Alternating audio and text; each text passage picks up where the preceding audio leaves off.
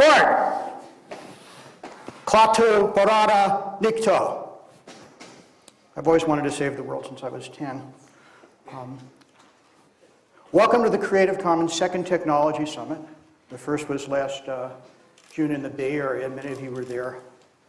This is a really special time for Creative Commons because we're just now ready to start reaping the fruits of 8 years of work, laying the foundations for the technical infrastructure to support the Commons.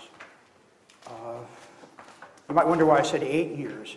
Next week there'll be parties all over the world, and maybe tonight is kind of the first one, celebrating what everybody's calling Creative Commons' 6th birthday. That's 6 years since our formal launch in December 2002. But that was only the formal launch. The actual start of Creative Commons goes back, at least 2 years before that, to the summer of 2000, and to discussions about what we could do in the age of the internet to use the internet as a force for sharing and reusing and building on each other's creative works, force to actually create the commons. Or as we might say, since we're the techies, we might say we were trying to build the foundations for interoperability among creative works.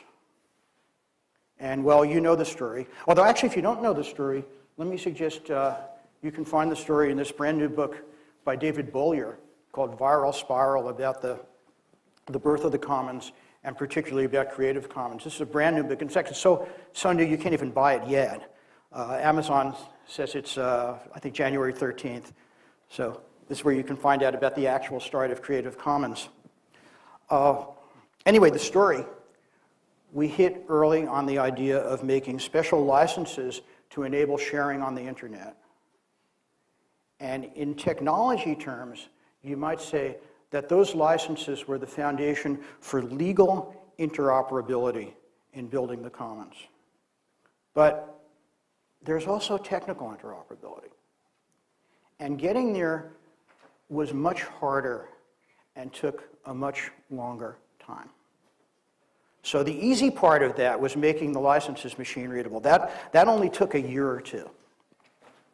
But the hard part was expressing that machine readability in a framework that was general enough and flexible enough and extensible enough and integrated with the existing web enough so that it really could stimulate a rich collection of tools. And that work also predates the official founding of Creative Commons. As far back as May 2001, we'd already been thinking about appropriate metadata schemes for interoperability. And that began CC's work with the Web Consortium that finally, after 7.5 years of really hard technical work and really hard negotiation and standards groups, resulted just this past fall in RDFA, Research Definition Framework in Attributes, being approved by the Web Consortium as a formal recommendation. And that was followed by the publication of the Creative Commons rights expression language, which describes copyright licenses in the RDFA language. So finally, we have a way of embedding semantic information in ordinary web pages in a way that's inherently distributed with tagging schemes that are inherently extensible and flexible. And that's a fundamental contribution that Creative Commons has made, not just to copyright and culture, which is what people know mostly about Creative Commons, but to the basic overall architecture of the web. And that's a technical contribution of which we at Creative Commons are immensely proud, and I think justifiably immensely proud. So that brings us to today. Right? RDFA is here. Creative Commons rights expression language is here. And the opportunity to really start building the foundational technical tools to support the Commons is just greater than it's ever been. And that's what we're going to hear about today.